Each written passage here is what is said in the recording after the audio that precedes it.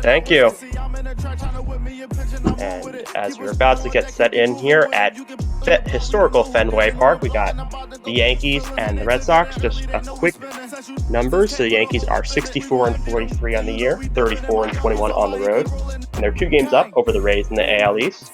They just lost I believe the last 2 games of the series against the Mets. I'm not sure if they were swept, but I know they did lose the last 2. The Red Sox are 51-57. They're 25-27 at home, and they finished the series against Baltimore. The Red Sox will be, as a throwback Thursday, I believe the Red Sox are going to be in their 1931 home uniform. The Yankees in their 1913 road uniform. I am joined by Matt Price in the booth. Matt, what are you looking forward to in this game? Classic Yankees-Red Sox rivalry. I mean, no matter what the records are for any team, it's always fun to watch these 2 teams go at it. Red Sox 6 games under 500, while the Yankees, they are doing just a great job. 64 wins already on the year. Looking for more tonight. It should be fun. Second time in around a 1-week span that these 2 teams are going at it. Last week it was Yankee Stadium. This week it's Fenway Park. Should be a good one. And the Yankees also struggled in that series against the Red Sox. As you see Nathan Eovaldi on the bump. He has an ERA a tick over 5 and 2-10 record. Not having a great year. He struggled last year as well. So he's looking to bounce back in this game and against a ferocious Yankees lineup. As DJ LeMahieu steps into the plate. DJ LeMahieu.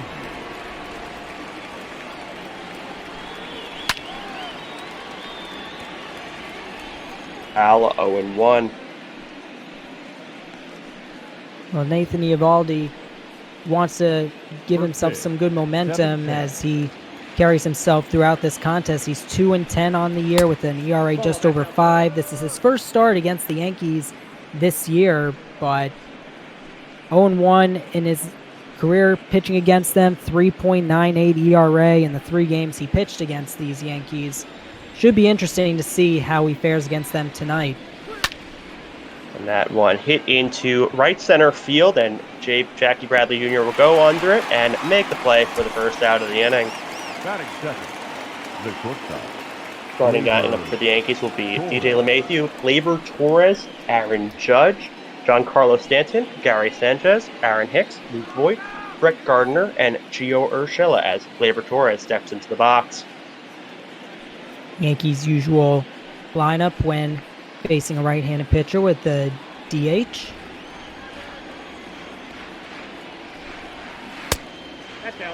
First pitch to Gleyber Torres outside 1-0. And the defensive alignment for the Red Sox, Christian Vasquez at catcher, obviously Eovaldi pitching. You have Jackie Bradley Jr. in center field. You got JD Martinez DHing. That's that pitch inside ball 1. Benintendi in left field, Alex Verdugo in right. At third base, you have Rafael Devers, shortstop Xander Bogaerts, second base Jose Peraza, and first base Mitch Moreland as that pitch in there for strike 1. Good curveball from Eovaldi. That's one of his best pitches. Usually gets to around the mid-70s range when it comes to throwing that kind of hit pitch. But when he throws that pitch, he is a ground ball pitcher. That's the kind of pitch that will get him an easy ground ball out. So got to keep an eye on that throughout the night. And that one fouled off, 2-2.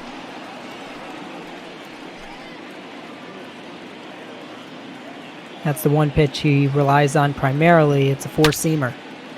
And that pitch hit deep into left field. Will it stay fair? It will not. Had the distance, but hooked too far left.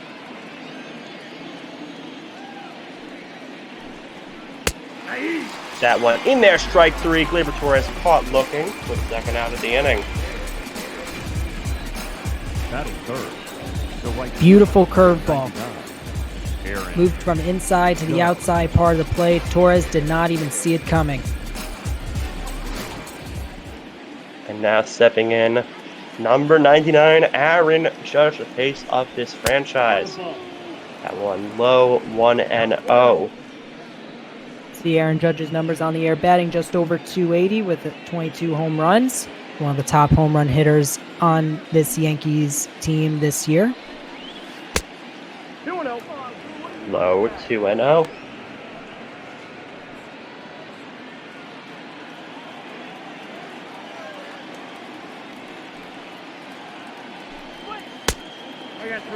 inside 3-0, and Judge batted in the 2-hole last season, but Boone decided to put him in the 3-hole, move Torres to 2, and Judge a big power hitter, so it just makes sense to put him in that middle of the lineup.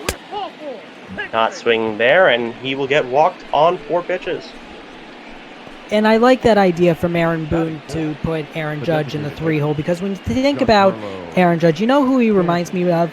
From the 2007 and even the 2008 Yankees, I think of Bobby Abreu. He was like he was sort of the second best cleanup hitter for the Yankees, because after Abreu, usually in the lineup, it was Alex Rodriguez. Here you have Aaron Judge. He could be a cleanup hitter any single day. He's in the 3-hole. Their main cleanup hitter, Giancarlo Stanton, who's at the plate right now. So in this case, I actually like Aaron Boone's thinking. It's shades of Joe Torre and even shades of Joe Girardi's managing skills. And now another hulking power hitter, Giancarlo Stanton, having an amazing season. 2nd home run, 2nd RBIs as he swings at that one to make it 1-1.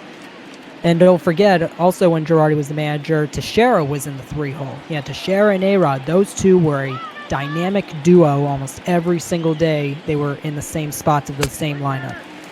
Stanton swings at the one on a miss. And yeah, no, that was a dynamic duo until kind of you got to some point in 2010, probably towards the mid. A-Rod started struggling, and then he got suspended, and then he came back, kind of had a little resurgence, but eventually Teixeira kind of fell off. His last year, he was struggling badly as Giancarlo check swings, and he did not go there, so the count will even up to 2-2. Eovaldi nearly threw the same pitch that he threw to Torres to get him on strikes. In fact, it was the same pitch, but that one just a little far outside. Good job by Stan to hold his swing. That one inside 3-2, so Judge will be off, and on deck it's a catcher, Gary Sanchez, another power threat. Trying to get Judge there, but easily back. I don't know why Eovaldi's throwing to first there. It's a 3-2 count, 2 outs. Judge does not steal bases, and plus there's no reason to throw first because the runner's going anyway. And that one hit deep into left center field. And gone! Giancarlo Stanton with a 2-run home run. Hit 413 feet, way over the big monster, and the Yankees take an early 2-0 lead. How in the world did that ball get out of there so quick? It reminds me of an opposite field home run he hit with the Marlins a few years ago against the Cubs in the first inning, where the ball not even went 20 feet up in the air and it just got out of here in a hurry. Oh my goodness. That was just an absolute rocket.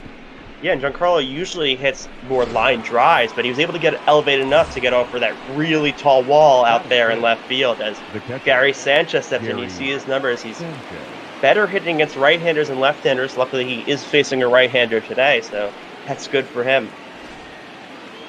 I'll tell you what, remember, we just talked about dynamic duos in the 3-4 holes. We had Abreu and A-Rod, Teixeira and A-Rod. Now it's Judge and Stanton here on Major League BotBall. And it's been fun to watch with this, especially with the way this Yankees team has been winning this year. Yes, it has. So that one outside 1-1. And go ahead. No, I remember seeing a set somewhere where both of them homering in a game was very rare. I don't know the exact number, but still, even if neither hit a home run, they could still do a lot other things. They could hit doubles. Judge is a great fielder. Stanton, if he plays a field, he used to be really good. I think he won a Gold Glove one year. So that one, he's grounded down third base side. A diving play by Devers on his knees, throws onto first, and makes the play. What a play by Devers. As you see the replay there, full extension, and we head to the bottom of the first. 2-0 Yankees on a Giancarlo Stanton 2-run blast here on ML BotBall. Masahiro Tanaka steps in, having another excellent season, 10-5 on the year, a 3.42 ERA, and a few of those do rank up there in the league. He's kind of their second best starter. Obviously, Garrett Cole is their ace, but Tanaka, a solid 2 option for any contending team. Well, I watched Tanaka pitch last week. In fact, I actually called the game he pitched last Thursday, a week ago tonight, with our other buddy from Ithaca College, Dane Richardson. And Tanaka, in that 5-3 Yankee victory, went 6 1/3. was charged with the 3 runs he gave up in the 7th on 7 hits, no walks, 4 strikeouts. He was absolutely dynamite for the most part in that start. That's the kind of year he has been having, and he continues to be one of the best pitchers this season in the American League.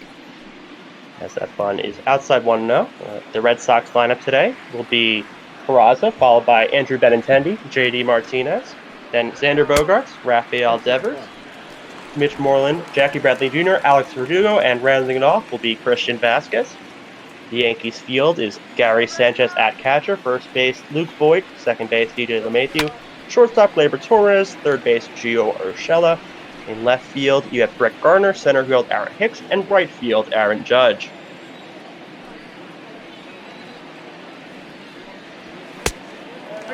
High 3-1. Well, the one difference with the lineup you just announced and a lineup that Dane and I had last Thursday when these two teams played Yankee Stadium was Kevin Pillar was in the lineup. Obviously, it's a whole different lineup now since Pillar was traded from the Red Sox to the Braves back on July 25th, so earlier this week. It was just before 11 o'clock at night Eastern Time. Boston got utility player Riley Unruh in that trade. One grounded to second. DJ runs and gets it and fires onto first out of the inning. Yeah, and you mentioned the trade they made. It does make sense. You clear room for Alex Verdugo. JBJ is a great defender, so you obviously want him in the outfield. And Benintendi is a young guy. You want him in the outfield, and he's actually getting up now. And Brock Holt left. Is not on the team anymore, so you may want a utility guy for the future to do the same thing that Holt did for this team. As Benintendi steps in, and that one is low, 1-0.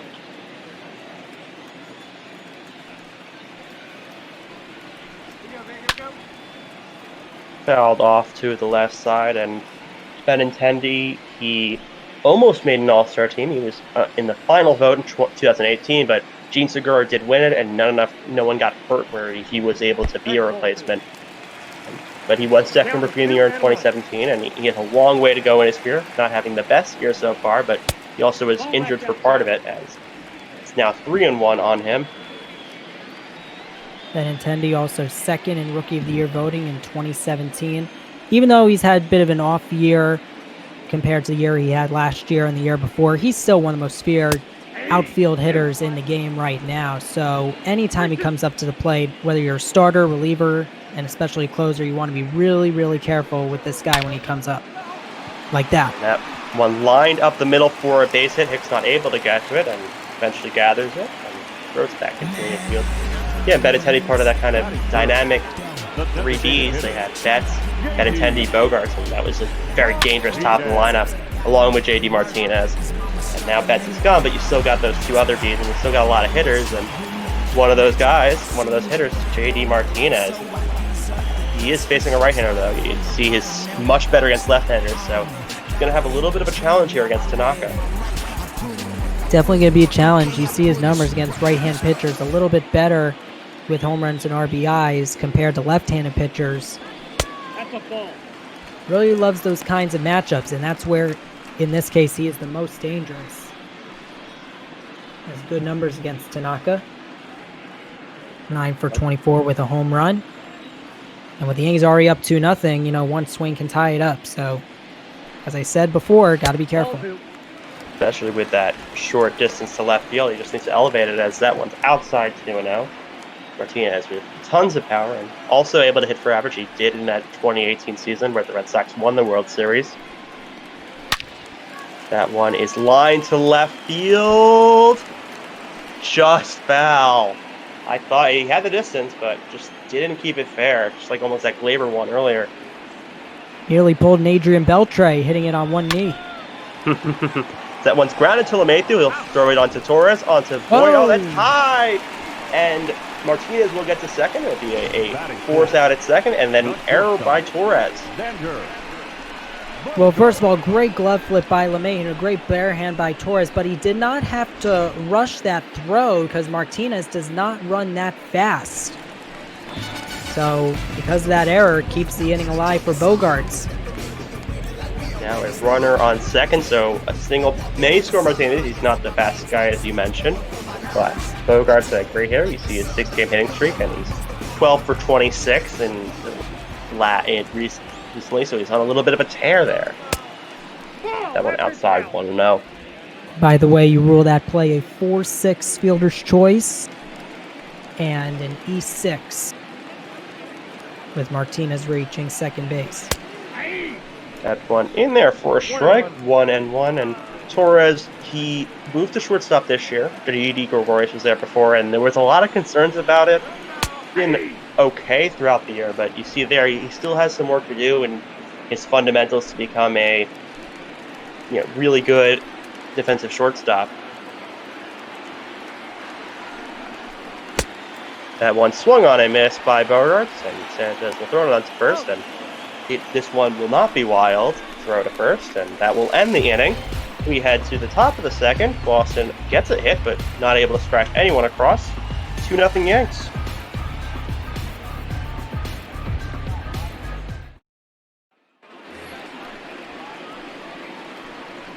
And Aaron Hicks steps in, the lesser-known Aaron on the Yankees. Pretty good numbers, though. He is hitting .285. He has 16 home runs, and it's only 44 games, so if you extrapolate that over a season, he's going to have over 30. He's just had some injuries, and a lot of guys...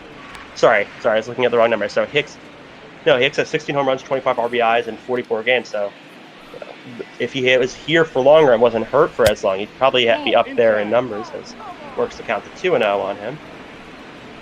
And I can agree with that, but look, everyone now and then goes through a rough injury road to recovery. Obviously, Hicks has dealt with that multiple times so far during his tenure as a Yankee. Obviously, it happened again this year, but he's made up for it. He continues to produce even when his season is shortened by a few games. So he's doing everything he can. Obviously, 98 career home runs, as we saw in the graphic just a short time ago. Looking for numbers 99 and 100 in that stat. Very powerful hitter from both sides of the plate. One of the reasons why the Yankees got him and signed him to an extension. That one foul, 3-2, and Hicks, he had the Tommy John surgery to start the year, which is why he's been out for a long time. In real life, though, and because this is kind of like an alternate timeline, he's the only guy to get Tommy John and not miss any games because of the fact the season started so late, as he swings and misses, while the second strikeout out of the day and the first out of the inning, as Big Luke Voigt steps in.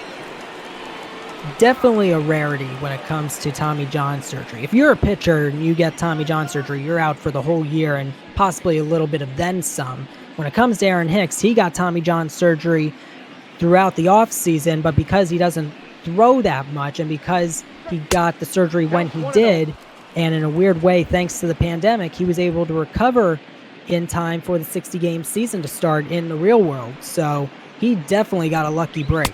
Ball, that pitch is up. 2-0, and it looks like we have a trivia question from the big guy 73. Let's hear it. What got big guy 73? Yeah, the position players to... Sorry, 1 second. As that one's hit into the right center field gap, and that'll be in there. And Voigt will chug on to second. Let's see if he tries to go for 3. He does not, and he gets a 1-out double. So the trivia question was position players to win the World Series MVP, the one with the least amount of career RBIs. So a guy maybe, it could be a guy that kind of fizzled out, so, or maybe due to an injury, or maybe a guy who just had a flash in the pan. So think of a guy like Sandoval. He had a nice career, but Sandoval was especially great in that World Series and got the MVP, but overall not a stellar career. I don't think that's the answer to the question. So World Series MVP with not a lot of RBIs. Yes, in career RBIs. So he may have had a lot in the World Series, but in his career he didn't have a lot. He may have not even been a great hitter.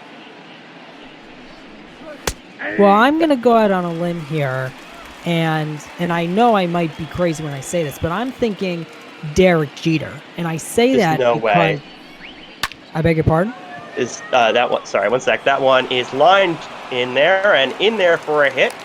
Almost caught by Benintendi.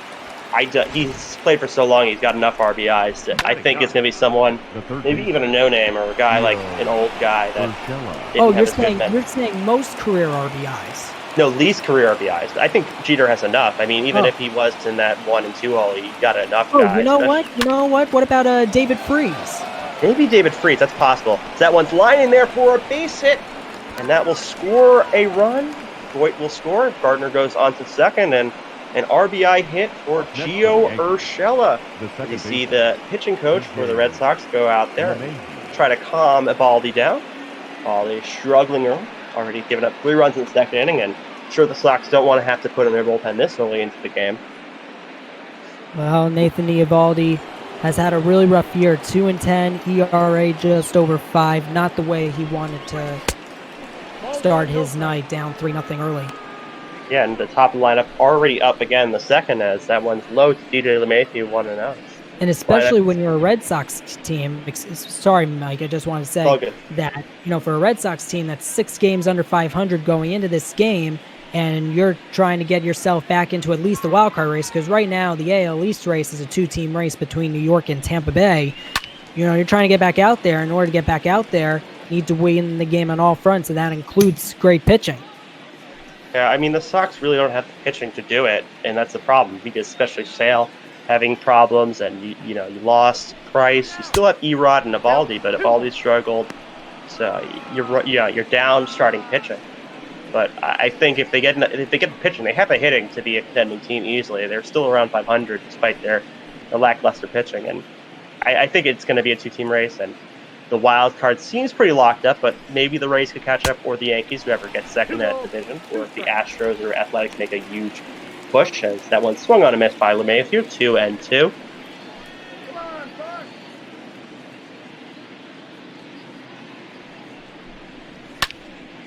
LeMahieu lines it into right field, and that will be fair. Gardner will score. Voigt's coming on to third, and he will be safe to throw a little bit offline. That's an RBI single for DJ LeMahieu, and the Yankees lead 4-0. And just a quick thing, Steve Pearce was the correct answer. That makes sense. The Sox are playing, so you get a Sox player. Still Steve playing. Pearce, yes, 2018. Yeah, and he's still, he's kind of a guy who's, he's been a decent player, but he's not the guy you think of as an all-star or a guy who's going to drive in a ridiculous amount of RBIs, and he platooned with Moreland at first for the Sox. So that does make sense, and both the Red Sox first weekend had a great playoffs that year as Gleyber Torres steps in. I'm still curious, though, when it comes to David Freese and the 2011 World Series. I mean, obviously, he only played the MLB for, 11 seasons? And, he had that big World Series in 2011, but was he named MVP, even though his main big performance in that series was that Game 6? I'm not sure. For some reason, I'm thinking it's Berkman, but that could be wrong. I think that was the first year Albert was off the team, and they had Berkman at first, but it may have been Freese. As Gleyber grounds it onto second, Peraza to Bogarts, to Moreland for a double play, and Eovaldi gets out of it, but not before the Yankees scored 2 runs on 3 hits, and we head to the bottom of the second, 4-0 Yankees here on ML BotBall. Yeah, I'd have to do research on their RBIs. I'm not going to do that right now because I'm doing play-by-play, but I'm sure some quick baseball reference research to find who has more RBIs, or how much more RBIs does Freese have than Pierce, or if even Freese won it, as Rafael Devers steps in. He's having a pretty good season.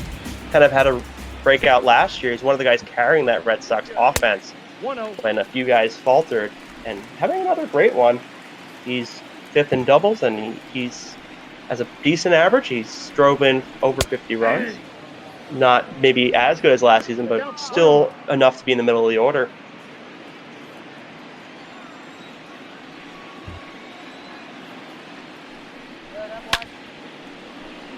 Fouled off by Devers. Well, I just want to say quickly, this is a note other than the trivia question we're talking about or this game. We just had the Dodgers D-backs game here on Major League BotBall. And first of all, great job by Duggo and Cookie Eater for calling that game. The Dodgers and D-backs are actually playing each other tonight in the real life for the D-backs home opener. You want to know what the temperature is over there, Mike?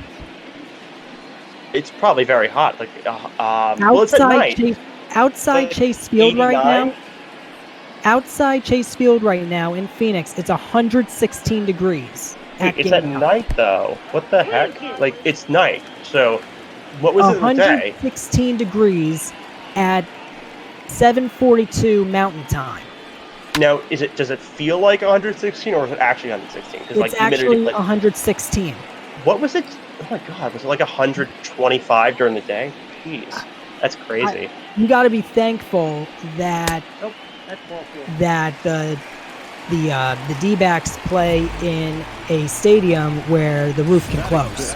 As I say, who would want to go to a game with it's that hot as a walk to Rafael Devers? Tanaka walks the first guy of the inning. Well, I'll tell you what, I mean, and look, I know there's obviously been, with the Miami Marlins outbreak, you had the controversy with, should there have been a bubble for Major League Baseball? They had the bubble idea, but we can understand why the players didn't want to do Arizona. One of the reasons why was because of the concerns about temperatures and hot temperatures, and obviously that 116-degree temperature at game time is a good example of that. As that one's grounded to Voit, and he throws it to Torres and back onto first for a nice quick double play. Nice play by Voit there. Great turn by Voit and a great job by Torres to just being patient with the throw after the spin, not throwing it too high, not throwing it too hard, and a good job by Voit to quickly get back to the bag. It had to be nervous there after that play in the first inning, and especially that kind of unnecessary spin move, but it worked out. It's 2 outs in the inning now. That leadoff walk is erased as Jackie Bradley Jr. or JBJ steps in. That one just in there for a strike.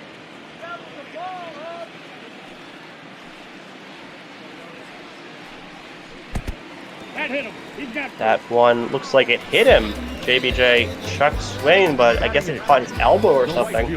And a guy on first with 2 outs now. It's unfortunate he got hit, but I'm really surprised that they didn't check the third base umpire to see if he swung, because he was looking to swing at that pitch inside.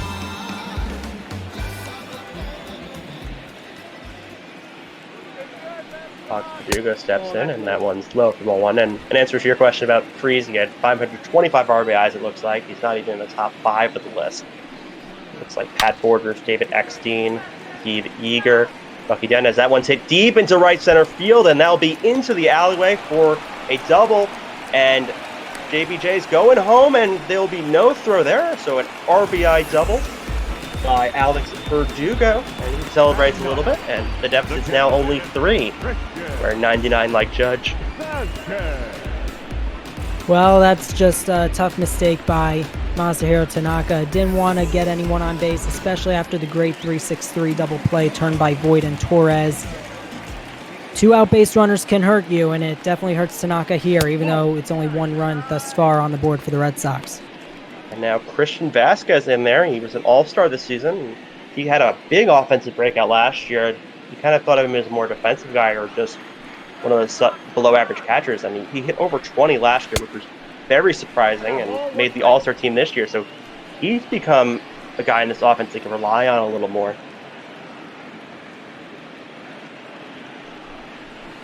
Tanaka's pitch in there, strike 2, 1-2. Tanaka 1 strike away from getting out of this inning. Speaking of Christian Vasquez, how about the 2 games he's had at Citi Field these past couple days? Had 2 more home runs tonight. Absolutely torturing the Mets as that one swung on and missed high in the zone, and Vasquez missed, but not before Alex Verdugo drives in JBJ with a double in the alleyway, and the Yankees head into the top of the 3rd, up 4-1.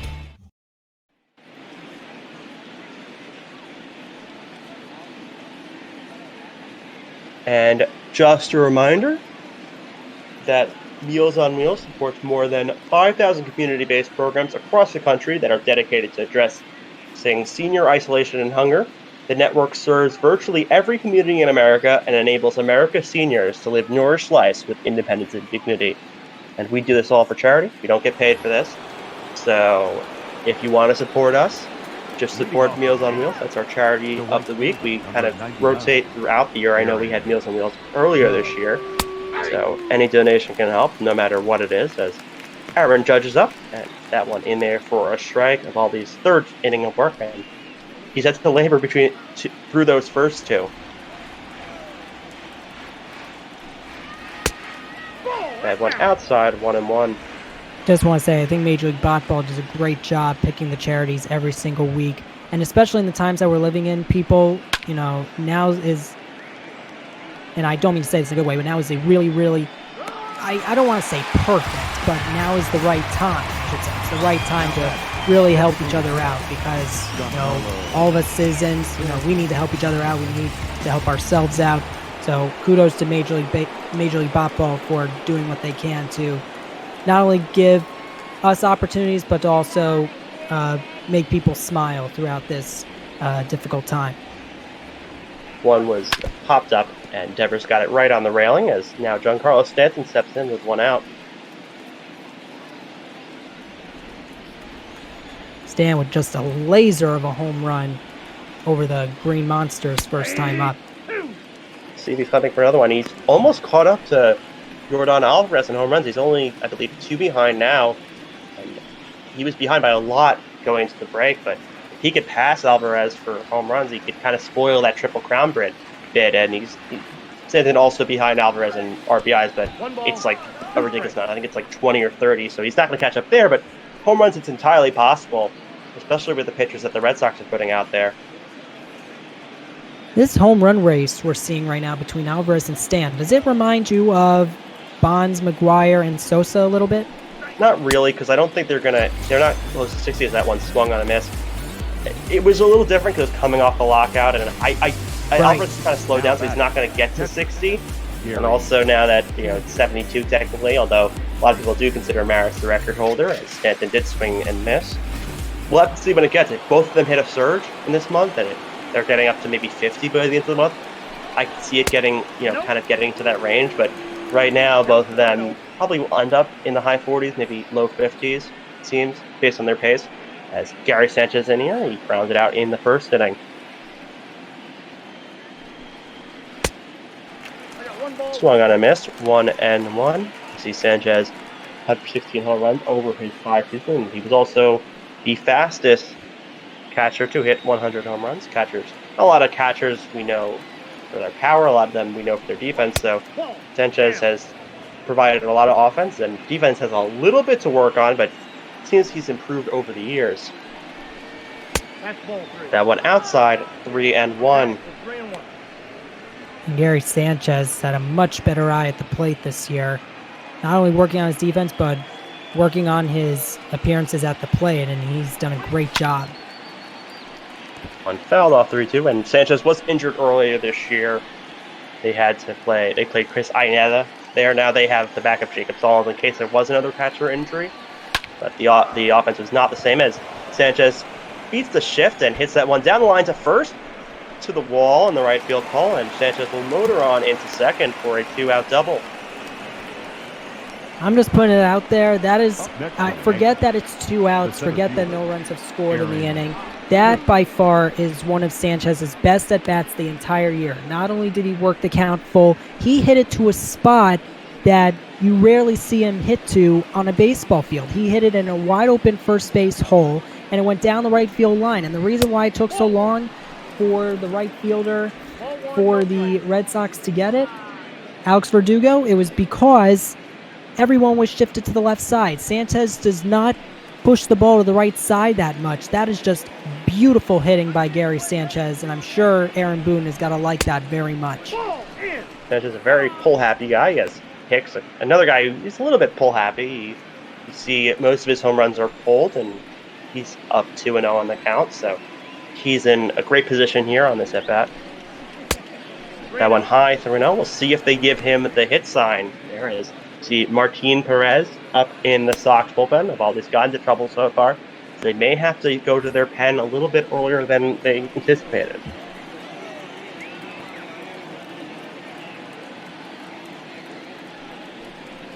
Trio to Hicks, and he was going, and that one's hit deep into center field, but Jackie Bradley Jr. will get under it right at the edge of the track and put that one away as we head to the bottom of the third.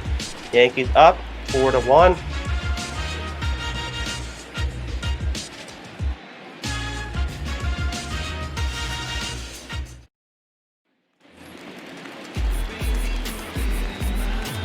As top lineup up for now for the Red Sox, Jose Perez in for his second time. Tanaka. Inside, 1-0. Well, despite giving up the 1 run, Tanaka's done a good job so far of controlling his pitch count. We'll see if that keeps up. In there for a strike, 1-1, and it's possible that the Red Sox did swing on that. I believe it was JBJ. He swung. They didn't even check, so we don't even know how that inning goes if they say he did swing. He doesn't go to first. Maybe he doesn't get a hit, but it was 2 outs, and obviously giving up that long double to Verdugo. As that one's fouled off. Now 2-2. And I like how Tanaka is choosing his pitches. One moment it's a curveball. Next moment it's a fastball. Next moment it could be a splitter. Like that. That one's fouled off too. Yeah, it's good. His breaking pitches are breaking because when if his splitter is not working, it does cause trouble for him because his slider's nice, but the rest of his stuff is kind of average. So hitters can key on that. As that one is a really nice fastball on the lower inside corner for the strikeout. As you see the standings, Tampa Bay did lose today, so the Yankees have a 2.5 game lead, and if they win today, they could open up to 3. Toronto had a surge at one point in the season, but they're now back below 500, 11 games back, and the Sox are pretty far back, and the Orioles are the Orioles, so very, very far back, even though they do have a lot of young talent. They called up, not even going to say they were first overall pick from a few years ago, because I cannot say his last name. It's like Adley Rushman or something like that, but they brought him up. Adley Rushman. Rushman. Andrew Benintendi steps in. That one low, 2-0. I'll tell you what, Yankees-Red Sox may be the most famous rivalry in all of baseball, if not all of sports. But this year, it is not Yankees-Red Sox that's the big rivalry in the AL East. It's Yankees-Rays. We all knew the Rays were going to be good. Blue Jays, we thought they were going to be a little bit better than where they're at right now. They can definitely be a team that plays spoiler, but Yankees-Rays the main rivalry, not Yankees-Blue Jays or Yankees-Red Sox. And Gleyber Torres fields that one and throws it to Boyd and just beats Benintendi for the second out of the game. Yeah, I mean, I still think it's Yankees-Red Sox, the classic rivalry, but yeah, the Rays are the team that's competing with the Yankees, and that's been the case for the last 2 years since really the Sox won the World Series. They were competitive last year for a little bit, but they kind of dropped off towards the end. As JD Martinez in there, and that one's on the lower part of the plate, 0-1. Speaking of Yankees-Red Sox, I think we should remind everyone watching that tomorrow, I'll leave it to you in a sec, Mike. Yeah, that one lined into center for a single right in front of Hicks. Yeah, tomorrow we do have a game, and I think 2 days from now we also have the third game this year. So, yeah, first game tomorrow, Yankees-Red Sox. And it'll be our buddy Dane Richardson on the call with Tim Moore. Second straight week that those two call Yankees-Red Sox game, so it should be a fun one. Yes, it should, as Xander Bogaerts steps in, one of the premier shortstops in the American League and in the entire MLB. He was raking when he wore the number 72 on his back beginning in 2013, and he keeps on raking today with the number 2 on his back. 1-1. Swings and misses on that one, 1-1, as you see he has 5 doubles in his last 6 games, so getting a good amount of extra base hits. That went just outside, 2-1 on the slider.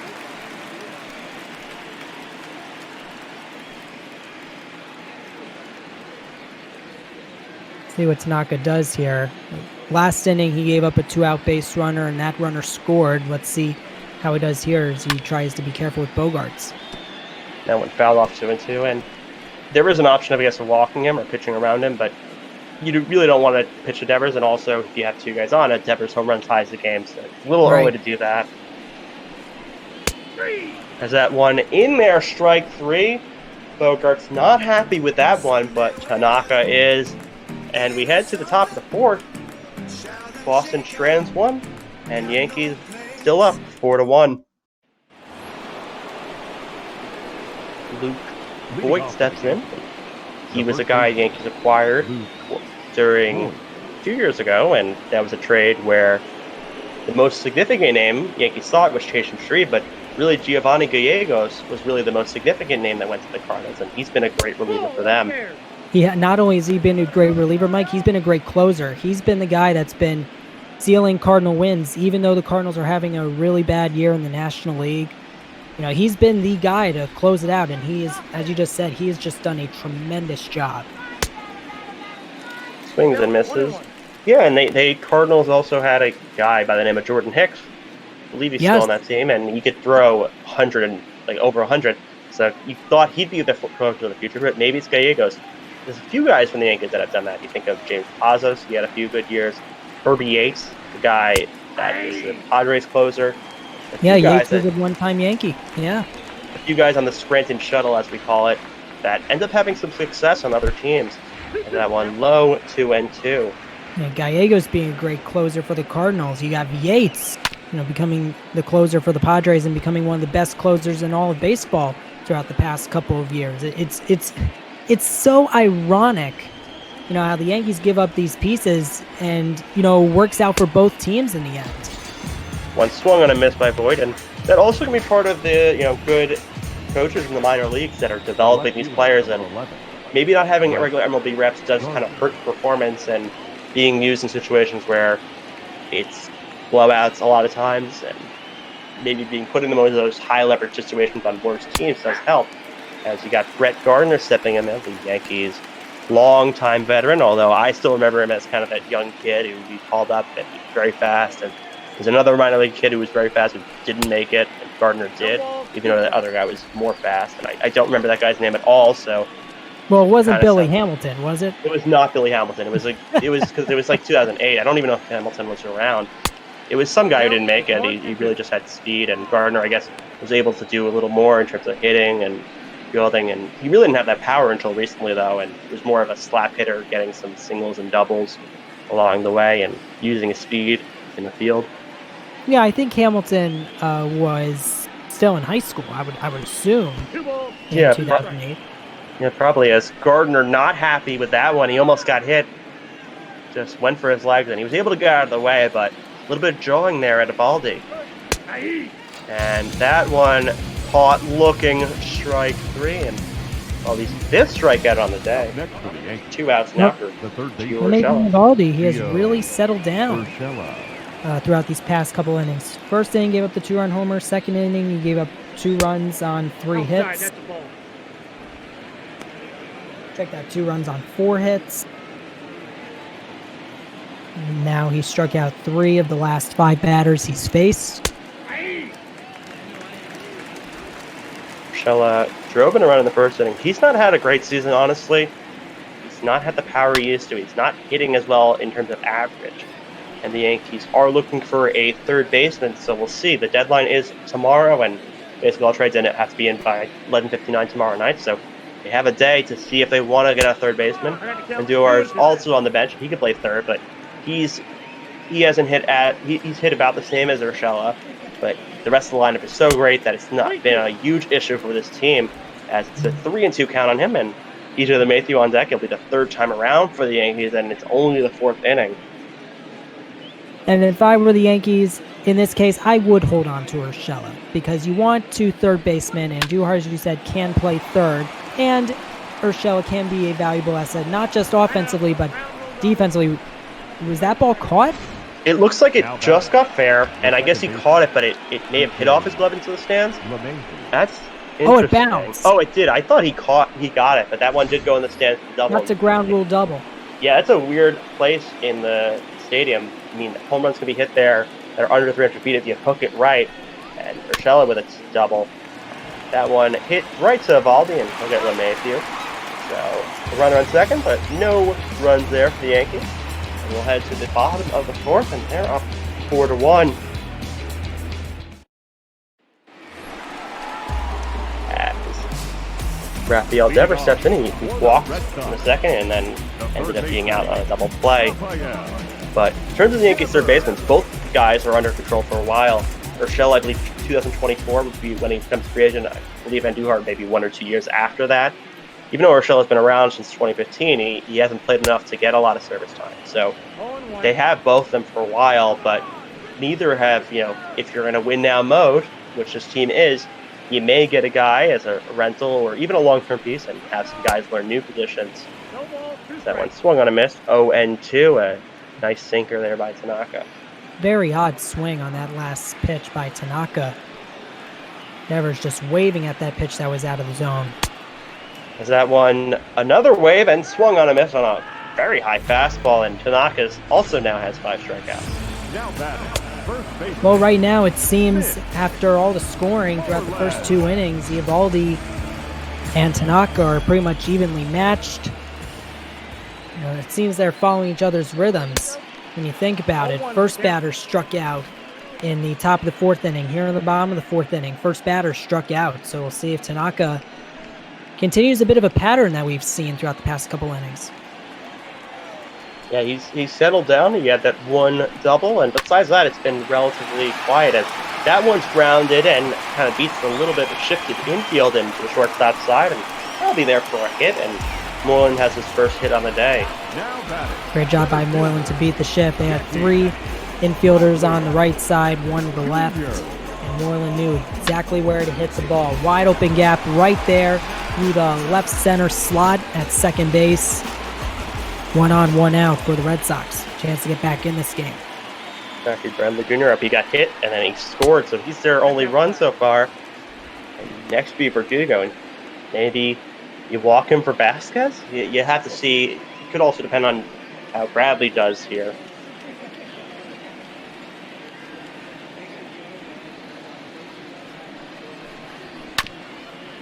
That one rounded foul, and Bradley, a All-Star in 2016. He also won a Gold Glove in 2018. And he also got an ALCS MVP that year, and he's known for being one of the best defensive center fielders in the major leagues. Made some outstanding plays there in the outfield. I'll never forget the outstanding play he made in Baltimore a couple years ago. Robbed a home run. It would have been a game winner in extras for the Orioles. And that one popped up, and Urshela will take that one right by the mound.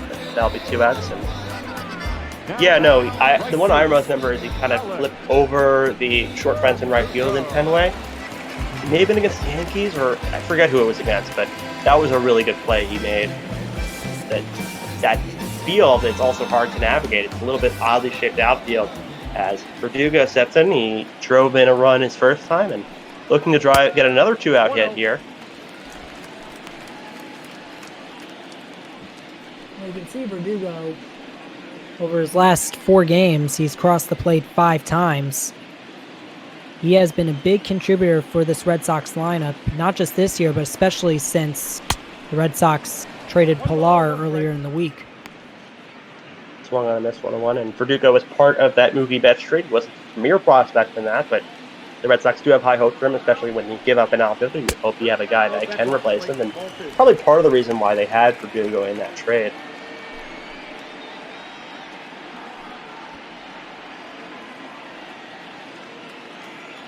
I mean, Verdugo wasn't the main premier prospect in that deal, but he was a top 5, if not a top 3 in the Dodgers system, and actually did fairly well with LA last year. Really helped the Dodgers have the best record in all of baseball last year before getting knocked down in the division series. That one swung and missed. 3-2. Yeah, I believe he wasn't in the prospect rankings for the Red Sox. I believe he played too many games for the Dodgers where he lost that rookie eligibility and wasn't ranked as a prospect anymore. But yeah, he'd be ranked up there. But the key guy was, I think, is Jeter Downs. As works a walk, that one was close, but not fighting there, and the umpire decides not to expand the zone. So first and second now, 2 outs, and the All-Star Christian Vasquez up. Well, Tanaka's pitch count is sort of getting up there a little bit, so if you want to get yourself out there for another inning or 2, you really got to avoid giving up a run or 2 or even 3 with this batter up at the plate with 2 outs. And that one hit up the middle for a base hit. We'll see if Moreland he does not a very fast player, that's Moreland, so he decides to stay at third now. Bases loaded, 2 outs. We'll see if it's a mound visit at all. Grand slam here, and the Sox have the lead, despite the fact that Tanaka's been pretty good throughout this game. And top of the lineup up to do it, Jose Peraza. Not really known for his power, but if he gets into one, he can get it over the fence. In there, strike 1. He can get her over the fence. Peraza's not really known for the home run ball, but he can hit one every now and then. He's come up clutch during his tenure with the Cincinnati Reds. He's come up clutch a couple times with the Red Sox this season. Trying to come up clutch here again, but now he's behind the count 0-2. 0-2. We'll see if Tanaka wastes one. If it does go in the dirt, Moreland could try to scamper for home, but you don't want to make your last out at home.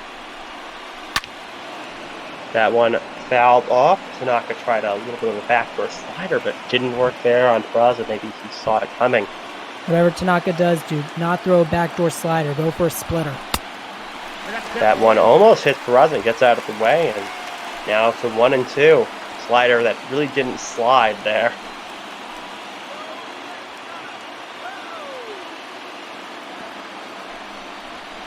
The 1-2, and that's hit into the right side, but right to Boyd. He'll take it first, and Tanaka will escape the 2-out jam. We head to the top of the 5th, and 4-1 Yankees here on ML BotBall.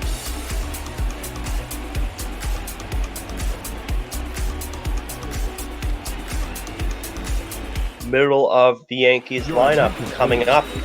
As you see, Martin Perez in there.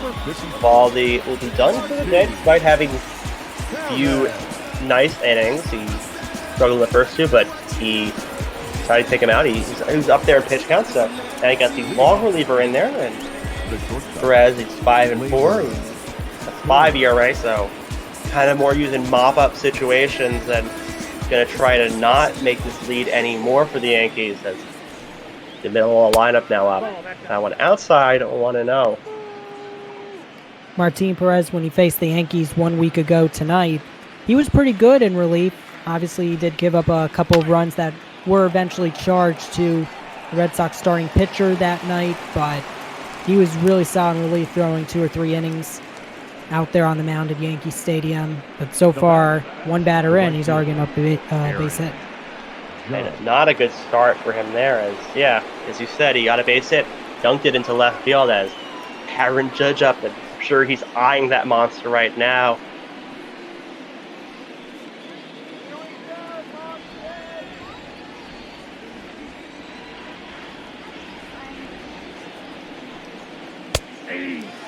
Judge in there for a strike. See, good amount of double plays for Judge. He is fast, but he hits it so hard that he's not going to usually be able to beat out any of those plays. So that one's outside, 1-1.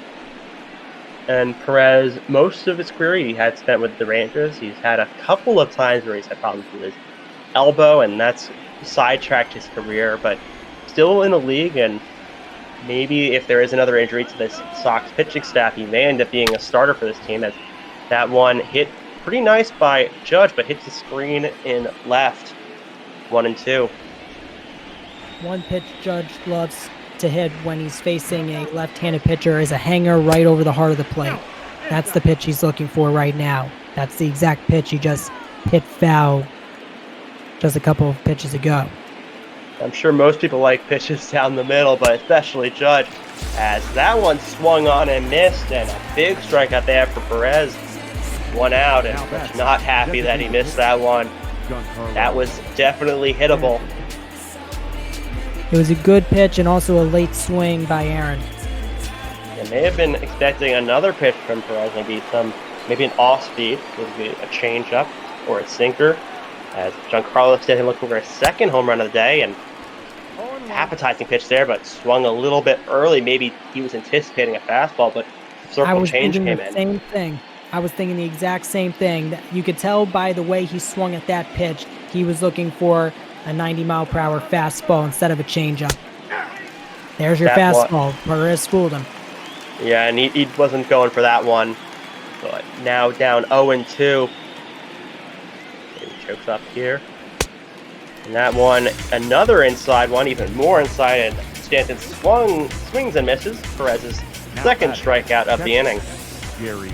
A second consecutive at bat where Stan had a bit of a inside-out swing on the inner part of the plate. Stan, after that 2-run shot, really having trouble locating when and where to hit the bat. Or hit the ball, excuse me. Nope, that's inside. Gary Sanchez in.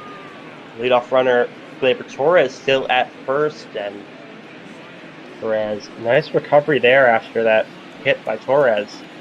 But still 1 out to go. One fouled off by Sanchez.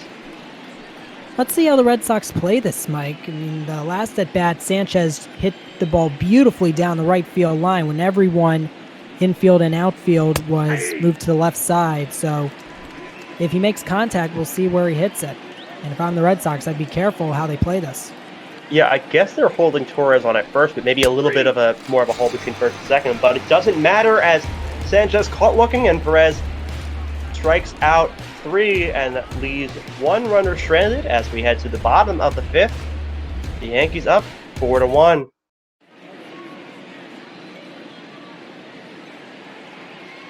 And later tonight, we are going to have Houston and Minnesota. You got Lance McCullers against Jose Barrios and Gertie Buda and Carlos Zimmerman on the call. I got to call a game with Carlos the other day. It was a Houston-Oakland game, and Oakland won that. But it was a fun game, and I learned a few new things about Minute Maid Field that I didn't know. Oh, really? What were those things? So it's called the Juice Box, which I didn't know, but basically because their sponsor, their old sponsor, went out of business. They went bankrupt, so they had to find a new one. They found Minute Maid, and they have that wall in left field. There's the Crawford box. There's train tracks about behind it because it used to be on Union Station. That's where their stadium is. It's on Old Union Station. Probably also why they have that train out there in the outfield to kind of commemorate where they used to come from. So a few new things I learned because that game was at Minute Maid Field. That one hit into left field, and that'll be in there for a base hit. Gardner will field it and throw it back into the infield. Leadoff single off Tanaka. We'll see if anyone starts warming. The designated hitter, JD. Well, Tanaka's not at 90 pitches yet, so I'd assume Aaron Boone will let him at least throw for a few more batters. Oh, it looks like it's Texas and Oakland next. I must have read the website. I may have looked at the website before that changed. So Texas and Oakland next, and it's Luke Bagoni up with Carlos Zimmerman. So Minnesota Houston is on Saturday. So I was looking at the wrong game there, but either way, Houston is playing. Carlos is calling it as usual. And Martinez fouls that one. Yeah, I was supposed to do the game tomorrow. I'm doing the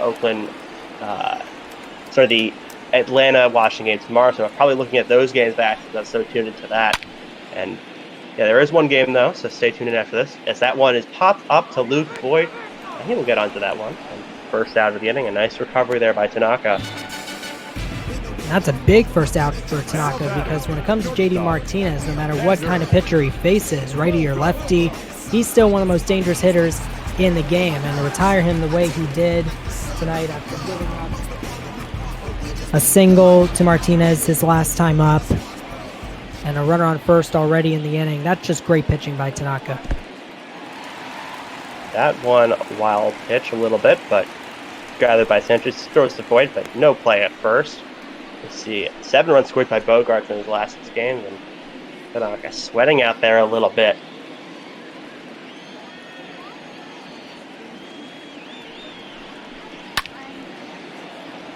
That one fly into right field, but that will get into the seats. Now, speaking of the Juice Box, Minute Maid Park, I saw a behind-the-scenes look at the conductor of that train that goes on the train track, or drives the train on the Union Station train tracks, or whenever an Astros player hits a home run. I thought it was very fascinating. How, because you wonder where the platform is to get on that train. Where is this guy? And speaking of home runs, deep into left field, and that's over the monster for a 2-run home run. Xander Bogaerts crushed almost 460 feet. That out distanced it by a lot, and now just a 4-3 game. That lead gone almost like that. Well, instead of a Union Station train, let's just pretend there's a Fenway train because Bogarts got all of it. My goodness. Tanaka knew he missed his location. That was a fastball right at the elbows. That's one of Bogarts' sweet spots. And this one went farther than Stanton's bullet in the first. Over the signs, over the monster, and out onto Lansdowne Street. Out of the stadium. Might have landed Sure. in the parking lot across the street. Yeah, someone may have gotten a souvenir. We'll see. Or hopefully it's going to hit someone's car. That would be I was thinking absolutely either terrible. someone got it as a souvenir or the car got it as a souvenir. I wonder if the team has to. I feel like you assign something. You're saying like if if I get damaged or something like that, like you come to the game and you know that your car gets damaged, you're not gonna you can't sue them for it. But I'm sure maybe if some team will, a lot of players may be willing to help their teams if you break a car. I mean, it's pretty expensive. It's that one and low, and now it's 1-2 to Rafael Devers. I'll tell you what, Mike. When it comes to this season, forget about BotBall for a second. When it comes to this year, and with the Red Sox games being played at Fenway, as we see Devers down on strikes looking, when you think of no fans going to be at the stadium, who knows how many people who work at Fenway Park who park their car there, you don't have to worry about any cars getting hit for the most part this year. That's very true, and I'm sure any employees will have a garage or something like that. And that one's low, strike one. I'm sure the average cost of the cars are going to be more expensive because some of these players have pretty expensive cars, a little more than the average patron to a game. Mitch Moreland steps in, he grounds that one to Voigt, a diving stop, and gets it in front of him and flips it onto Tanaka. Nice play by Voigt to get out of the inning, but not before Bogarts. A 2-run home run. We're into the top of the sixth in Beantown. 4-3 Yankees here on ML BotBall.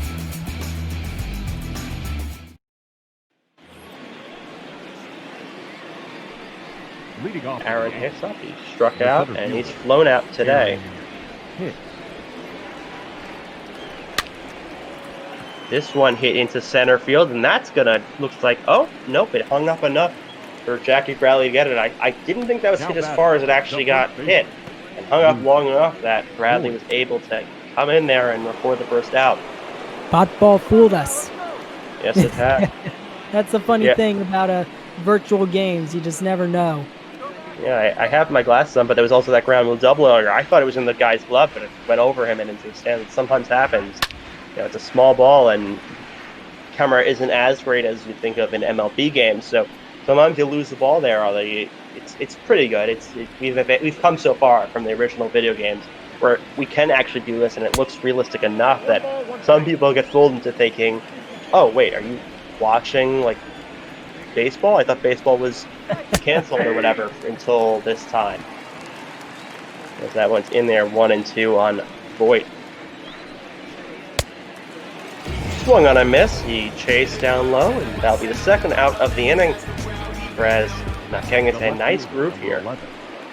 I just want to say very quickly that we want to thank anyone within the BotBall community or all of our Twitch fans who are watching these virtual Yankees right now. If they were watching the real Yankees before, obviously they were in a rain delay for over an hour, so we appreciate all of you taking the time to watch these Yankees right now, winning their game over the Red Sox.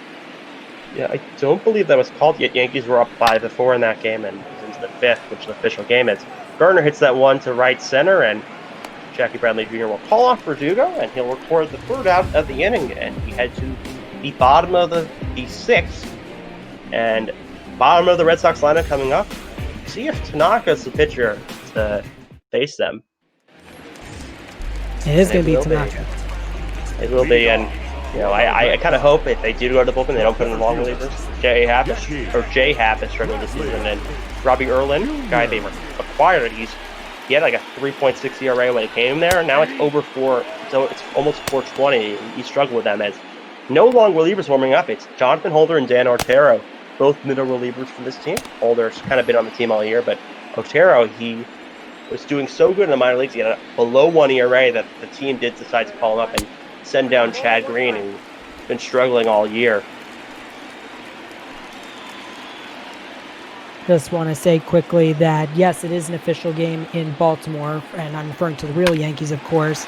Yankees and Orioles game is set to resume at approximately 10:30, so less than 10 minutes. As Voigt makes that play and goes to first, and we'll see if they could have watched the Yankees here if they were really missing that, but looks like that game will end. We'll see if there's any more inclement weather. Pretty long delay there, over an hour. But we've seen longer, especially in like World Series games. They usually don't want to delay those. As Alex Verdugo steps in, he's still 1 for 1, as I believe he walked last time up. Yeah, he walked on a 3-2 pitch.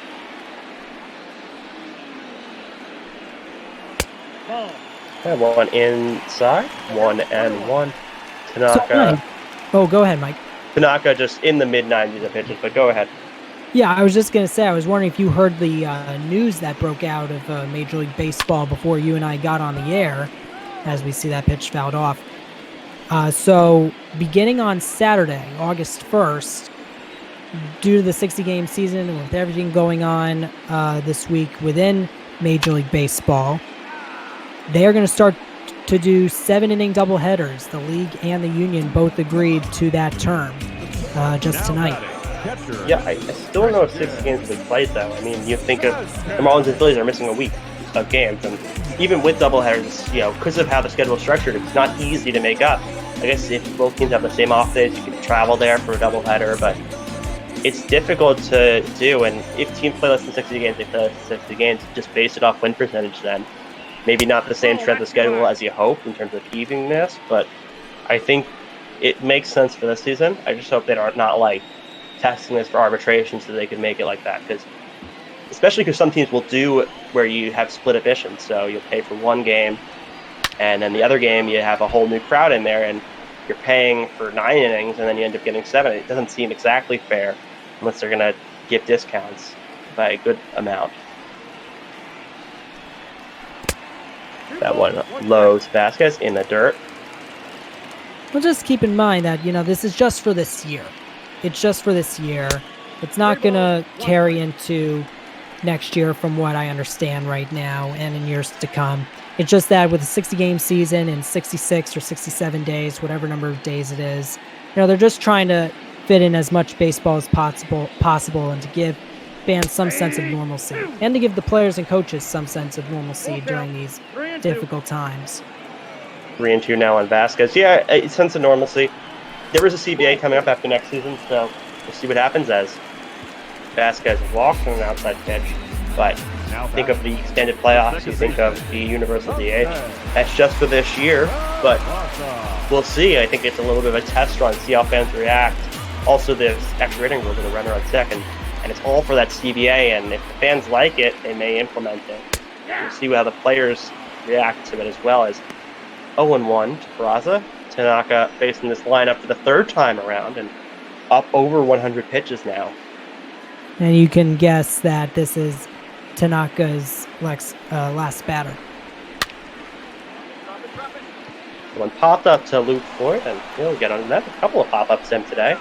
And that ends the inning, and Tanaka gets through the 6th, and now we get to the top of the 7th, and the Yankees up 4-3.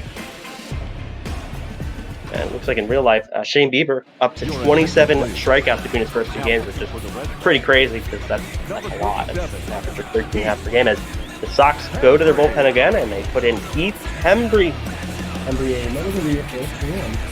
His numbers there. Not so great ERA, but more guy that will pitch 1 inning for you. And pretty good strikeout to walk ratio, though. 17 strikeouts, 19 walks.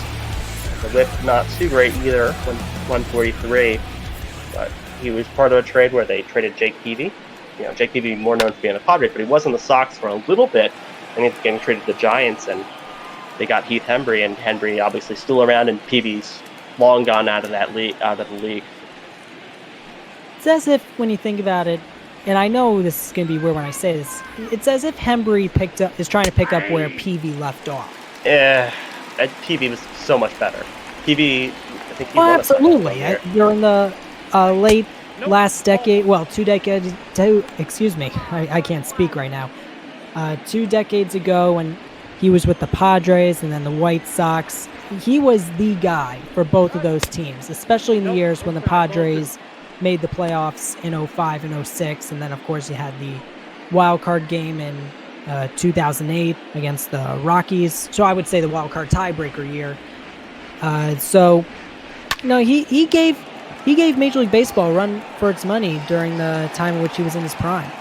And that one flown out by Voigt. Yeah, he's a little bit underappreciated because the markets he played in when he was in his prime. San Diego, it's not a great market for baseball. The team, was good, but when you think of West Coast baseball, you think of Dodgers, you think of the Angels, you think of the Giants. You don't really think of the Padres until after listing a few teams. No offense to any Padres fans here. Oh, sure. And think about the Padres. After 1998, the Padres did not become a playoff team again until 7 years later, and Peavy was one of the key pieces to that team, and then 2006 as well.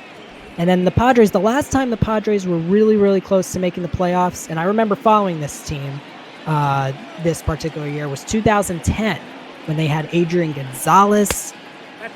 They had so many great guys on that squad. Gonzalez ended up in the Red Sox. Peavy was not on the Padres then, though. I'm not sure I don't think it was part of the same year. I think Gonzalez. No, he wasn't. But the last time the Padres were so close to making the playoffs, it was 2010. Yeah, they're looking good this year. They have a decent team as LeMahieu jams that down the line, and that will hit the wall. But because of that kind of weird right field, LeMahieu will be held to a single. Fence pretty close. Nice opposite field power for LeMahieu, who's known for being able to spray all around the field. You cannot, when it comes to Fenway Park, you can't hit the ball any harder than that if you're DJ LeMahieu. Gleyber Torres steps in, 1 for 3 on the day.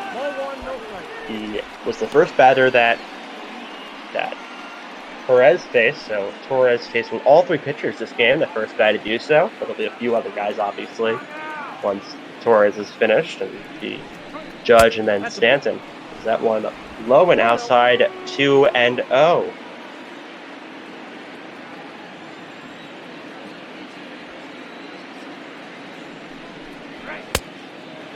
Inside 3-0. We'll see if they have him swing here. We got Aaron Judge on deck. I wouldn't swing on 3-0 if I'm Torres. And he does not. And that pitch just in there for a strike, a 97-mile-per-hour fastball.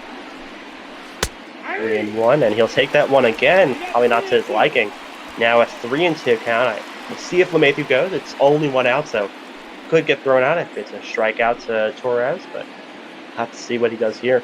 I would send LeMahieu. 3-2 count. You're looking for an insurance run. I would do it. And that one grounds it to down third baseline fell, and Torres could possibly get a line-out double play, but it's more likely that maybe something good happens. That one almost hit him, but that's a ball, and get to first and second. Now batting. And that's just a great job by Torres. He only swung at one of those pitches. He was patient when it came to Hembree, and he set the Yankees up. He set Aaron Judge up, first and second, 1 out. Big opportunity for the big number 99. That's Aaron Judge. Walking to run this game.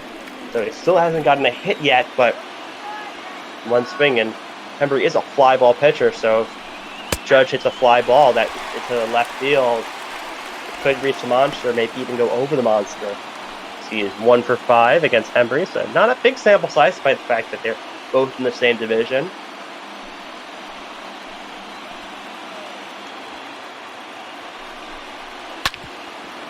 That one grounded to short, and looks like he'll have a double play here. To Peraza, to Moreland, he scoops it, and that's a double play.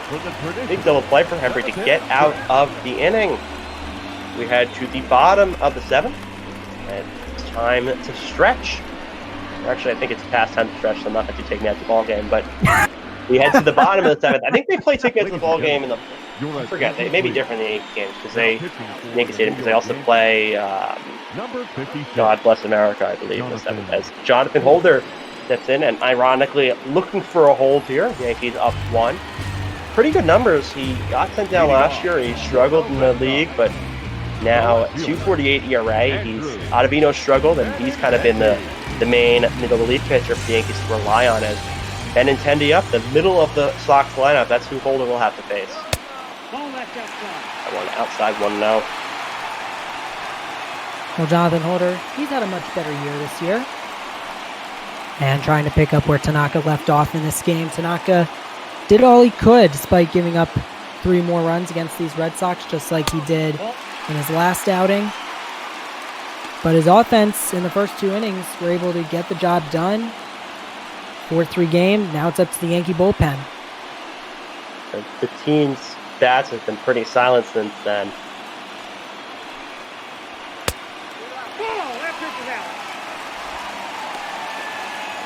One outside 3, so 3-0 count on Benintendi. The middle line coming up. Not a good situation here for Holder.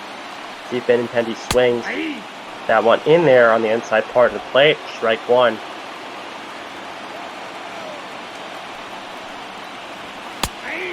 That one in there. Oh, yep, in there for a strike. Benintendi thought it was ball 4, but that one in there for strike 3 and 2, and he swings and misses. Benintendi not happy there. He thought he had walked on that 3-1 pitch and ends up striking out and first out of the inning. And to be honest, Mike, I thought he had walked too. That did look like ball 4 and a tough break for the Red Sox as they're doing everything they can to get back in this game down by 1. JD Martinez up 1 for 3 in this game, and I'm sure he's looking to get on base here.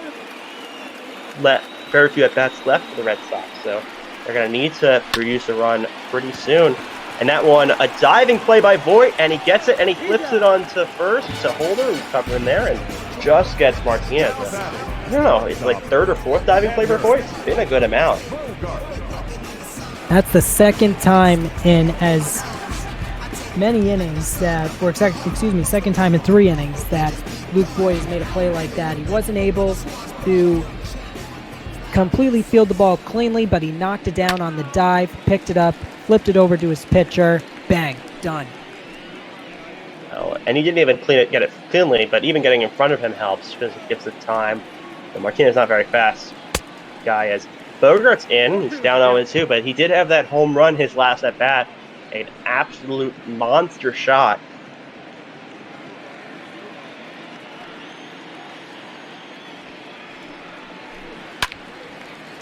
That one grounded to short, and that will get through between LeMahieu and Torres, and 2-out hit there by Bogart.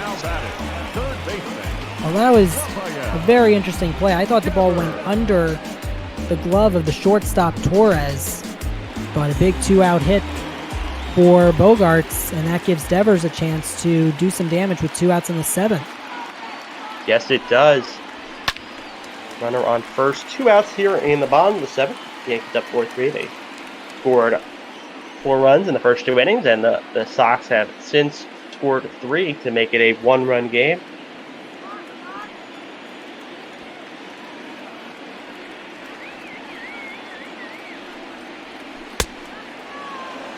Swung on a miss, 0-2. Holder 1 strike away from getting out of this inning. Assume this will be his opening inning. They'll probably put in Britton or Canley for the 8th.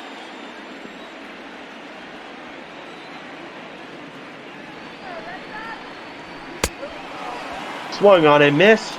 Way outside, but it looks like it fooled Devers, and he swings and misses. Strike 3, and we head to the top of the 8th. Yankees up 4-3 still.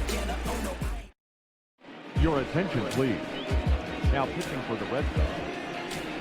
And Brendan Workman coming in. He used to be the Red Sox closer, and now he's a setup man for them.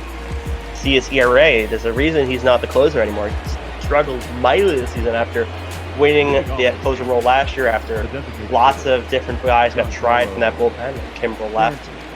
But now in the setup role, they now have Josh Taylor at closer. Workman trying to keep this deficit at 1 as Giancarlo Stanton in to the plate. That's the ball. That one just low, 2-0. And that is one of Workman's pitches that he's really known for, his curve and even his knuckle curve. So 2 of the pitches right there that Yankee hitters like Stan have to really keep an eye out for when they step up to the plate against this guy here in the 8th. Stanton hits it opposite field, but into foul territory. So now 2-1 count. Stanton's still in the driver's seat in this at-bat. That one a little inside, but Stanton goes, swings at that, and he grounds that one foul. So now 2-2 count.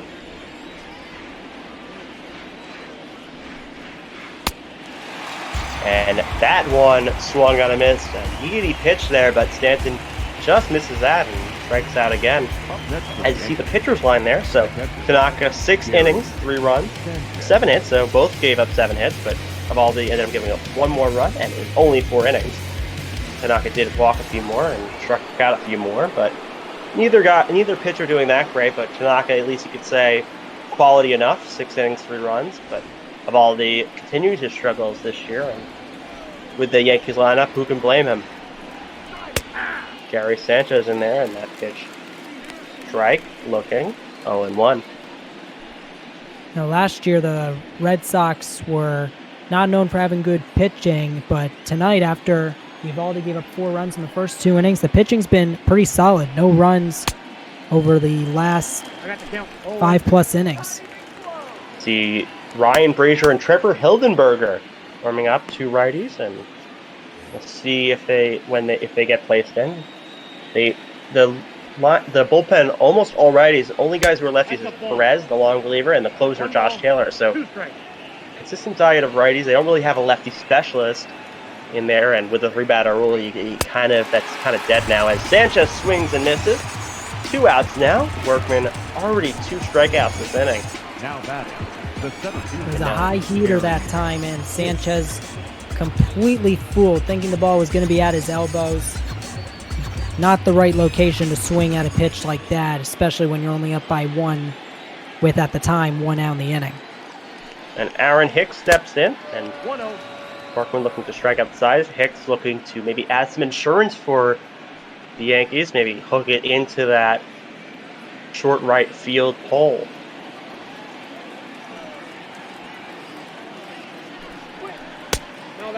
That one low 2-0, and you mentioned that pitching in the bullpen. Not only have they not scored, they've not had a lot of threatening. Besides that, maybe first and second, where Judge ended up grounding double play, they really haven't had. I don't think they've had anyone in scoring position since Eovaldi's come out. As now 3-0 on Hicks. We'll see if he's bringing swing in here or if he's going to be selective. And he takes that one for a strike. It looked like a hittable pitch, but Hicks going to probably wait for Workman to throw him a strike. Well, just got to be careful if you're Aaron Hicks. You're ahead in the count, 3-1. Don't be too aggressive. You're up by 1. Get on base. Try and continue the inning. And that one fouled to the left side, and that's a sharp one. That's an exception. That from our look, would have been a strike. So it would have been 3-2 count now, and fouled off again. Workman, 1 more strike, and he strikes out the side. 1 more ball, and you have a 2-out runner. That one in there, strike 3. Hicks not very happy. That shot looks like it just caught the edge of the plate. Hicks doesn't think so, and now we head to the bottom of the 8th. Workman strikes out the side, and we'll see who's in there for the Yankees. As Zach Britton in there.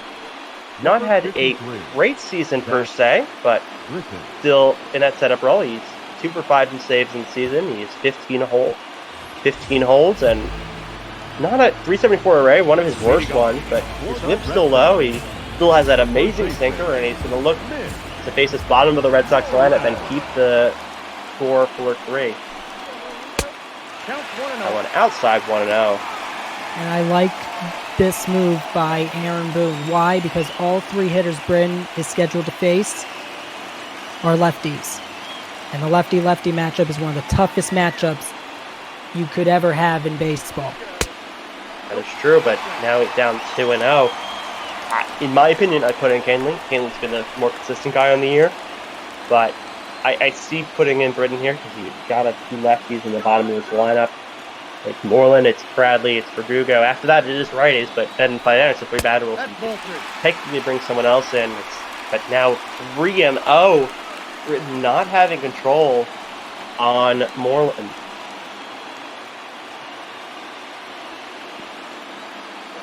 Wait for the pitch.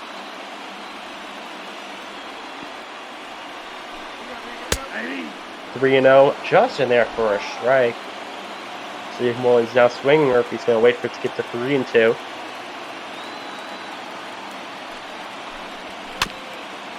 That one fouled off. 3-2 count now on the Red Sox first baseman.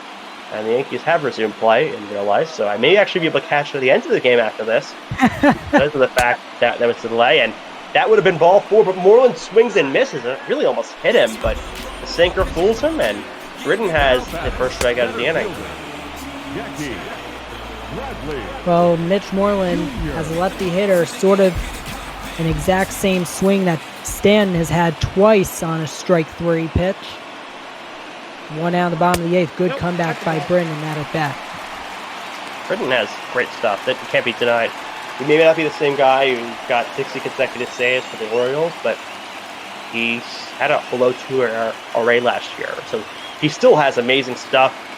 Yankees had to give up Dylan Tate. That's the big prospect they gave up for him, and I don't know how Tate's doing in the Orioles system, but I think the Yankees are happy with that trade they made for Britton.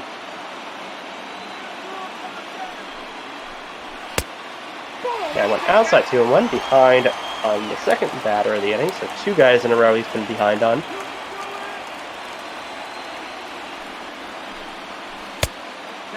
Another one low, 3-1, so 3 balls and 2 consecutive hitters, and Verdugo on deck. Not sure if anyone's warming for the Yankees in case Britton does walk rather than give up a hit to Verdugo, but we'll just have to wait and find out. As that one is a nice slider across the zone. Swung on a miss, 3-2.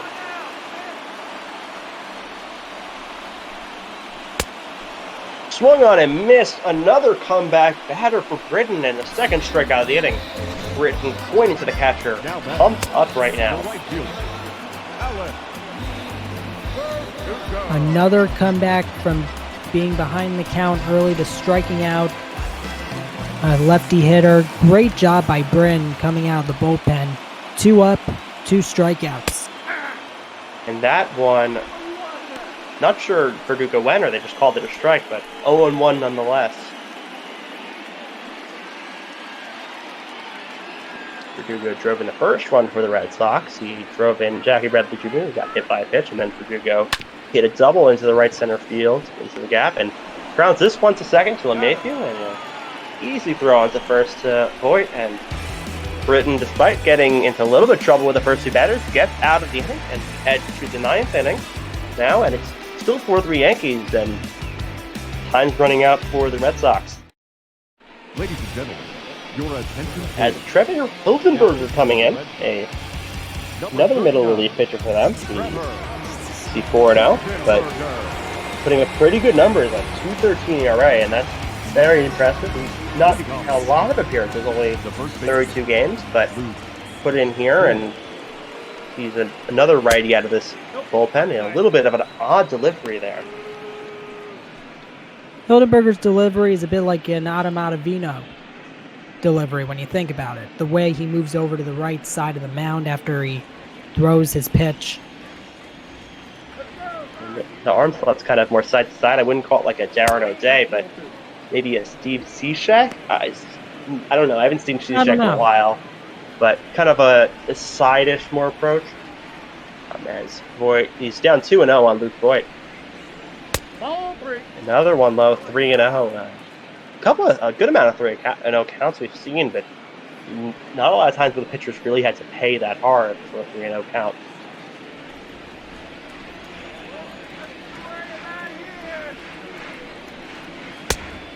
And not called a strike despite being pretty close. The umpire does not give it to him. The Red Sox manager not very happy here, and neither is Hildenberger as Voit walks to first. I knew you were going to laugh at that. I just knew you were going to laugh. Well, you know what? I remember the first MLB show game I played was 08. And the funny thing was that was like any close play at first, or not any, but like a lot of close plays at first, you'd have the umpire coming out, the player come out, and they'd get ejected. And it was like, very funny when that would happen. And then like it'd be like road to the show, and like my guy would get ejected, and like the manager would blame me and be like, "You shouldn't have gotten ejected." I'm like, I had no control over this, but I kind of wish. I don't think there's any ejections really except for if you're throwing at a guy in MLB show. That's obviously not going to happen in this simulation. Could if the player was playing it and raging. or very bad control, as Gardner now down 0-2. Kind of, the bunt is now basically at play. Outside, that's a ball. And just outside, see Barnes, Frazier, double Bs, warming up in the Sox bullpen. Barnes and Frazier, two of the more longer tenured Sox bullpen arms. That's the 1-2 ground. It's a short. Throw it on second to get Boyd, and will he get Gardner? He will. Gardner not at the speed he used to be. Still pretty fast, but turns double play there, and now no guys on. Not sure what Gardner's doing. Walking, I guess, running back to the dugout. 2 outs now. Great job by Bogaerts of just getting the ball quickly and transitioning to throw to second off balance. That was the only way you were going to get the speedy Gardner at first base, was if you got the ball and just threw to the second baseman as quick as you could. And that's one of the reasons why Bogart is the all-star shortstop that he is. Chapman will be coming in for the bottom of the ninth, and he gave up a walk-off 3-run homer, I believe, to Ahmed Rosario the other game. As that one's hit pretty deep, will it get enough? Looks like they hit off the monster, and see how far. Looks like Urshela just going a second there, so a 2-out double. And they don't really show us where it goes, but I kind of saw based on it how the outfields were reacting. It wasn't a home run, but see where it hit on the wall. Halfway up. Yeah, about halfway up by the standings they have. Nice hit by Urshela. Maybe the Yankees can add insurance before Chapman can come in.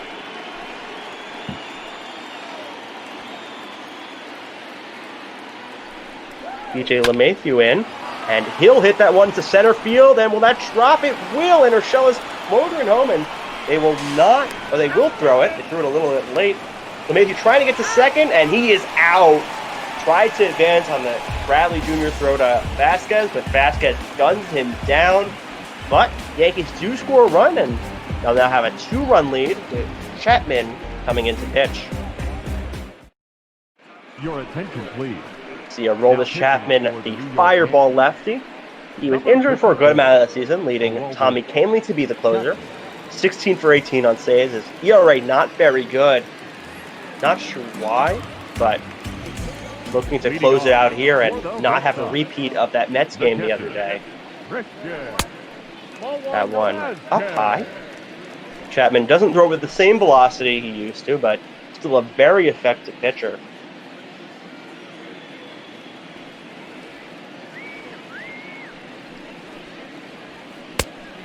Oh, it's now outside 2-0. Getting behind on the 9 here in the lineup. It's not what you want to do when just coming into the game. Just goes to show you, Mike, how important insurance runs are late in the game. After a double play, 2 pitches, 2 hits, and it results in a run for the Yankees. Couldn't have played it much better than that. He couldn't have, and that one swung on and missed at 102 miles per hour fastball.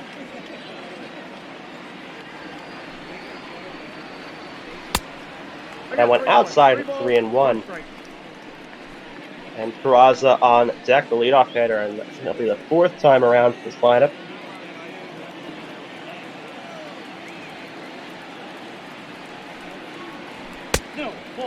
That went inside and just misses a 2-seamer by Chapman. Walks the first batter of the inning.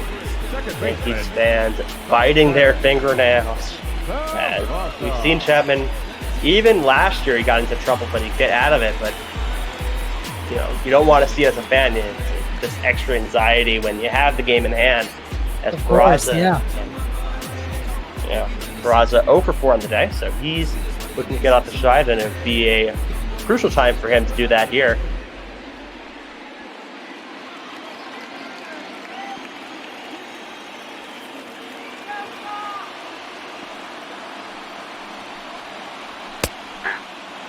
I went in there for a strike, and they're not pinch running for Vasquez. He would not be the winning run, but could be, get someone to steal and maybe avoid the double play. But opting not to pinch run for him. I'm not sure who they bring in. Probably Cesar Puello, but you never know who they may choose on Meneke. As that one just low, 1-1. 1 and 1.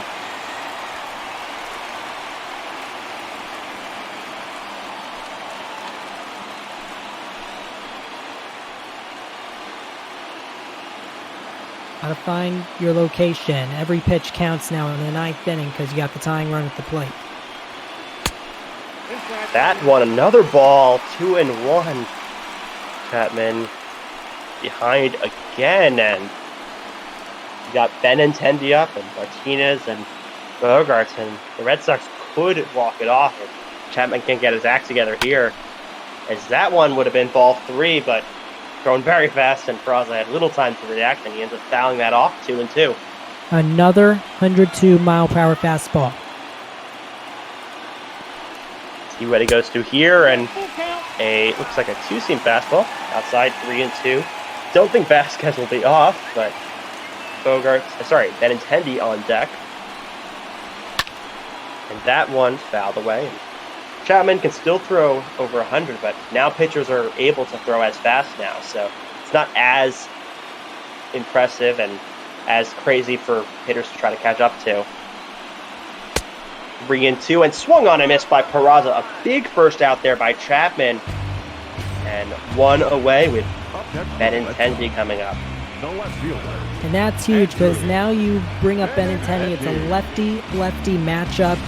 Just the kind of matchup that Chapman wants. And you're also a double play away from winning the game. Yes, you are, but you're also a home run away from it being tied, so gotta be careful here. That one's low, 1-0. He's behind yet again. Shocker, I know.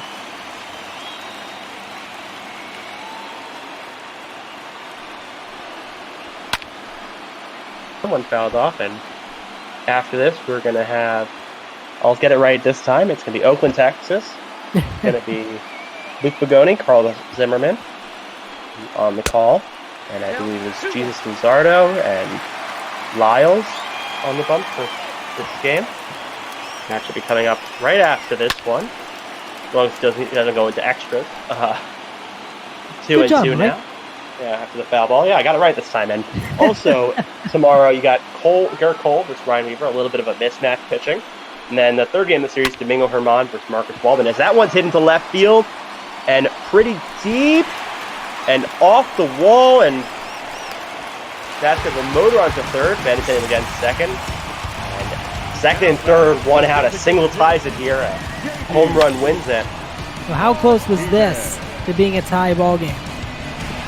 Not that close, but that, it gets a little bit more barrel. And see, Cesar Puello, pinch runner, that makes sense. It's the guy I mentioned earlier.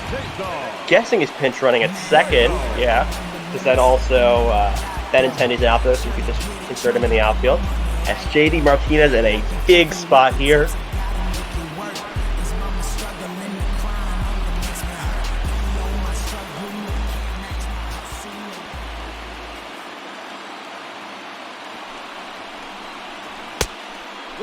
On low, 1-0. See Martinez number pretty good. 4 RBIs, 6 for 18. So a nice 333 average. One of the better hitters against Chapman. Pretty large sample size also. That one's high 2-0. He's behind again on these hitters. And I know Bogaerts is on deck, but I'm surprised that they're not intentionally walking Martinez. He's the one guy in the 9th inning who can really make your blood boil. Yes, but Bogaerts did have that home run earlier, as now down 3-0. Maybe he does just walk him here now, kind of pitching around him. But Bogaerts did have that home run. But you also remember a single. You got pretty good arms in the outfield. Judge, Hicks, and Gardner. So single doesn't guarantee a score, but Puello, a pretty fast guy. That one's in. 3-1 now.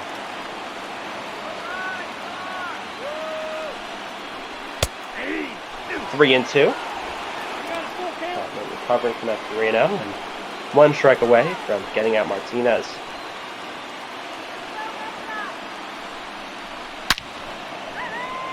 Nice swing there by Martinez, but just missed it, and that one goes foul.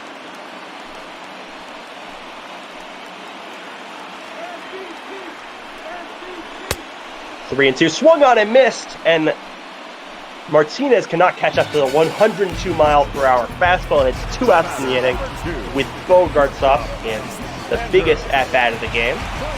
Not a hot take, that's literally it. It's 1 out, and it's the difference between Yankees winning and Red Sox winning, depending on how Bogaerts does here. That is a huge, huge out. Yes, it is, as Chapman behind again. He's more balls than strikes. It's shocking he hasn't given up a run yet. Another ball, 2-0. Bob Bogart's, I may just not swing. Let him walk me. I'll let Devers try to hit anyway. Unless it's like right down the middle. As that one's fouled off. 2-1.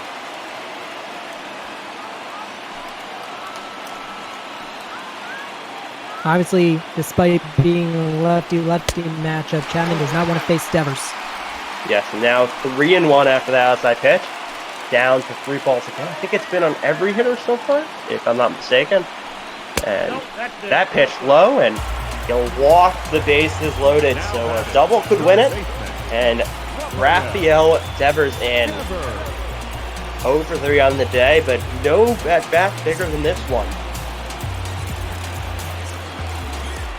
Just think about it. When these two faced each other a couple years ago, Devers took the MLB by storm by hitting a 103-mile-per-hour fastball over the left center field wall. It tied the game in the 9th. Red Sox ended up winning it in extras. Now, bases loaded, 2 outs, and a chance to either tie or win the game. You got one crack at it. And Chapman finally throws a first pitch strike, so ahead, we'll see what happens now. And that one just in there, strike 2. Devers not going to be happy with that one, but 1 strike away from getting out of this absolute mess in the 9th inning.